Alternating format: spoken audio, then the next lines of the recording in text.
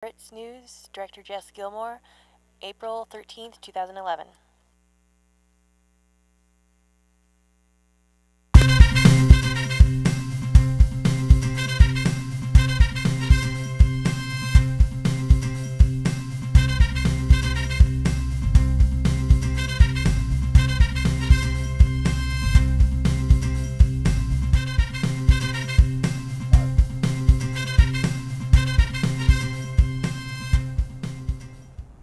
Good evening, I'm Sarah Beal. And I'm Nick Callas. In today's top stories, Richard Lopez reports on how the Japanese tsunami has affected local and international students. MJC budget cuts will change the college experience for current and prospective students, and stay tuned for Jeff Schultz with the weather. Our first story today, gas prices have increased dramatically. The price of oil has hit its highest price since 2008 with over $108 a barrel. The national average for gasoline has risen to $3.69 for unleaded, up 88 cents from last year. In California, prices are ranging this week from $4.05 in Modesto to $4.69 in Needles, way above the national average. With a field report on how these gas prices are affecting the community, Gabe Crudo reports. Hey guys, this is Gabe Crudo reporting live from MJC East Campus, where I'm here to talk to a few students about how they feel about gas prices and how it's affected them. How have gas prices affected you? It's pretty ridiculous. They've gone up about $3, $4, $5 a gallon. And how expensive do you think gas will be over summer, since it's already at about $4 right now? Sure, assuming it's going to go up. I'm not looking forward to it, but I am looking forward to summer. Yeah. So how have gas prices affected you as a student? They kind of don't want me to come to class sometimes. You figure it's only lecture. You can miss some of the classes, being how they have a lot of things on the web posted up, and it's kind of pricey. Do gas prices make you not want to come to school sometimes? Oh yeah, definitely. It's because I have kids that I need to make sure they get to school too.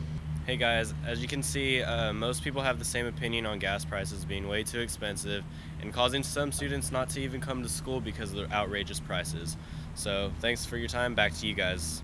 In a recent poll, 2/3 of Americans stated that they expect rising gasoline prices to cause hardship in the next few months, and 53% said that they are trying to stay closer to home during vacation season to save on gas. Some economists speculate that there will be a drop in gas prices in the coming months due to the tragic tsunami in Japan, which has left a wave of destruction in its path.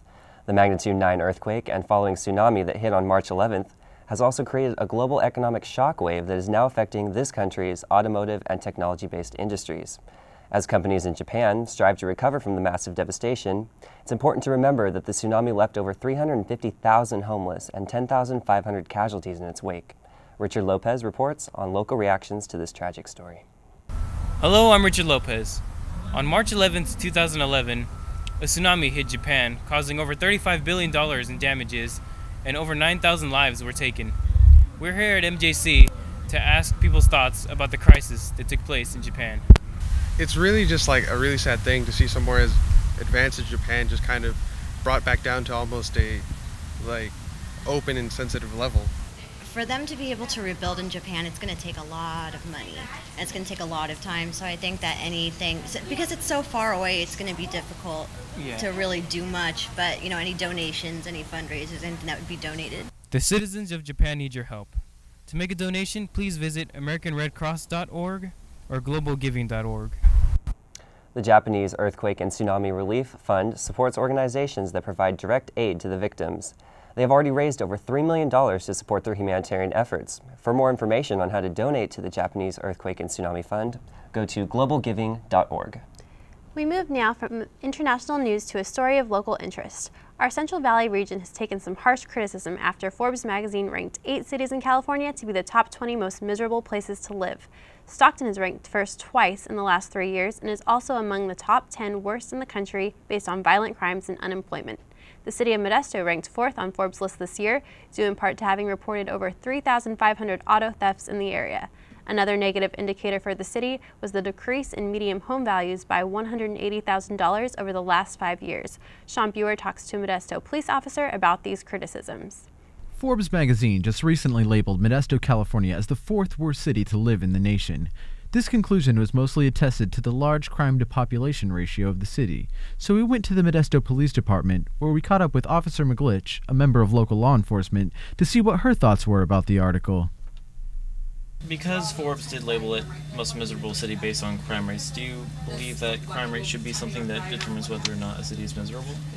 I think it should be considered because obviously if you have a place where there's a lot of thefts or a lot of violent crimes, I mean, that's going to definitely affect the quality of life there. Yeah, I think it would affect it. Would you say that most of this is influenced by the economy, or is this just because of the city?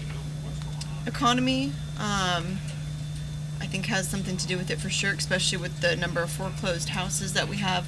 A lot of vacant houses are crimes of opportunity as far as people going in and squatting and living there, or breaking in and stealing stuff, or homeless people that are just looking for a dry place to sleep at night.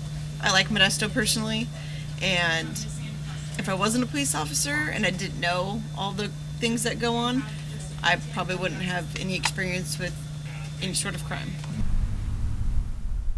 Well, despite what Forbes may say, Modesto is actually getting a lot of love from its residents. You may have noticed the Love Modesto signs around town and have wondered what they mean.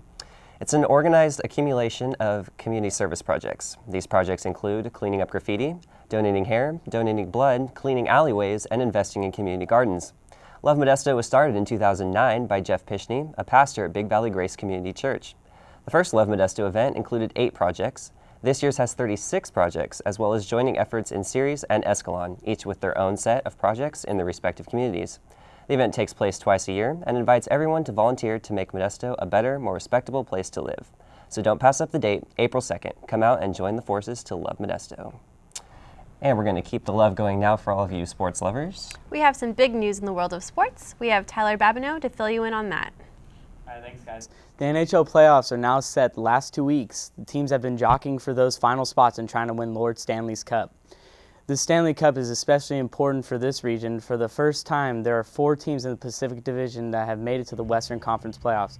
Our hometown favorite is the number 2 San Jose Sharks. They come into playoffs on a hot streak at 7-2-1 in their last 10 games, which helped them hold off the number 2 spot from the Detroit Red Wings.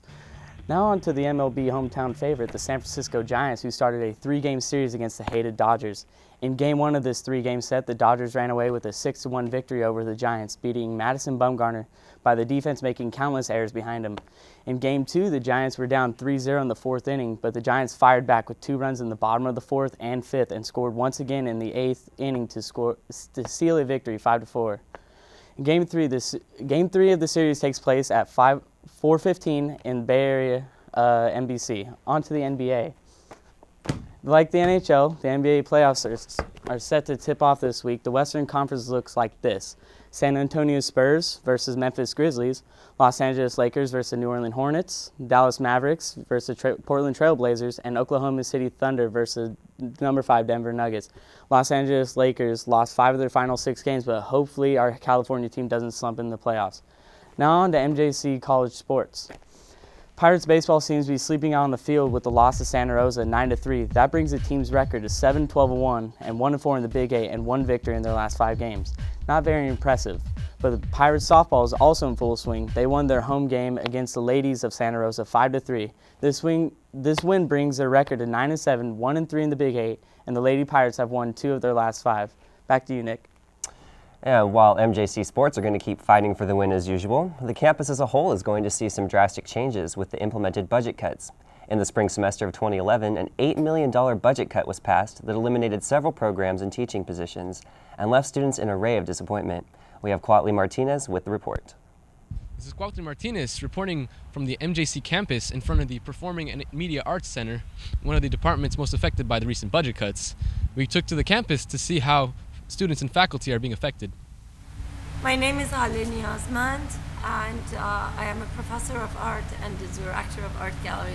I'm one of the faculty that is going to be laid off. This whole thing came as such a shock because our program was such a viable program that, to be very honest, I don't have any specific plans. My name is Richard Dysart. Major is television and my minor is certificate in film.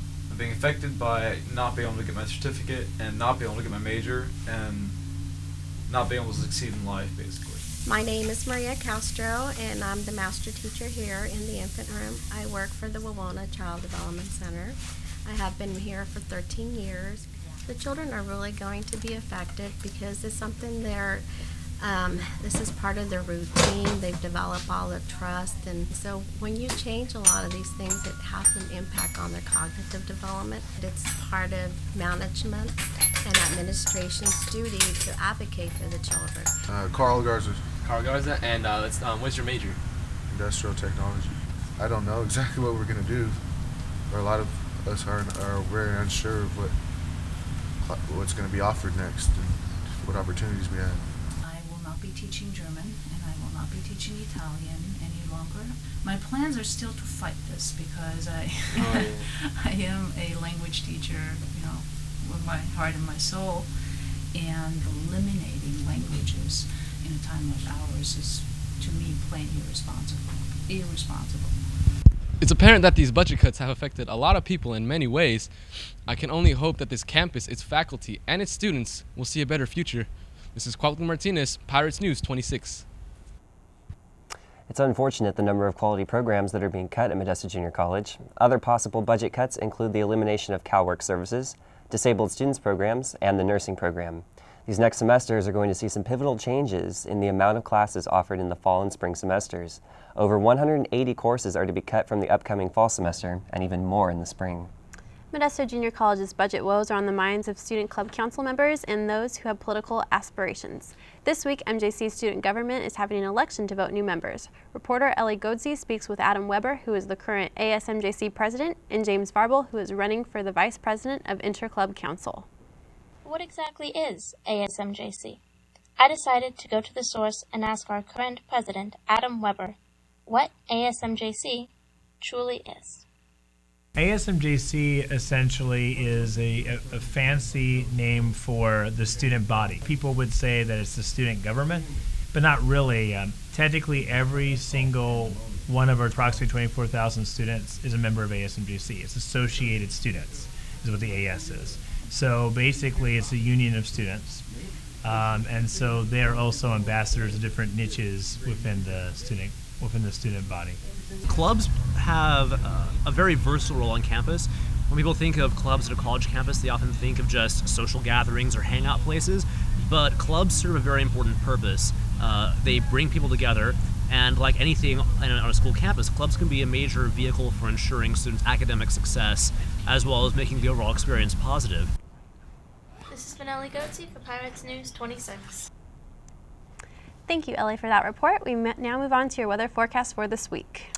We've had just about every type of weather imaginable this past weekend, so I'm hoping for some sunny days ahead. Here is Jeff Schultz with the weather. Thanks, Nick. Let's take a look at local weather today first. Looks like Fresno is going to be mostly sunny, with some partial clouds as we head further north. Temperature-wise, looks like the Modesto area is going to be in the mid-60s, cooling off as we head further north and towards the coast. Statewide, it looks like it's going to be mostly sunny in Southern California, with some partial clouds in the LA and Barstow area, and mostly cloudy in Northern California, with some rain in the Chico area. Taking a quick look at the state temperatures, we can see that the state temperatures are going to be in the 60s, with the valley making all the way up into the low 70s. Taking a quick look at national weather, we can see that the West Coast and the Midwest are going to be cloudy or partially cloudy, with some rainstorms as we move on to the East Coast. Up north is going to be snow, such as in Alaska, and Hawaii is going to be sunny, which would make it a great day to be in Hawaii. If we take a quick look at national water levels, or Northern California water levels, we can see that all the excess rainfall has made all of these reservoirs fill up over their capacity.